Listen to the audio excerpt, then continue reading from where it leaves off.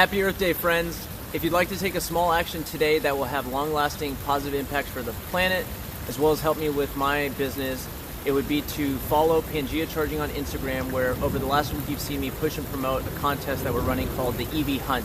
I just want to quickly connect the dots on why we're running that. Oftentimes, people are selling electric car charging stations to the common objection is that they don't believe the cars are there yet, it's not at their property, they want to wait a year or two. But by enlisting your help to crowdsource where these EVs are parking today, I can more effectively and strongly make the case for installing electric car charging stations today. So please go follow, participate. The most recent post on Pangea Charging Instagram page gives you all the details to participate.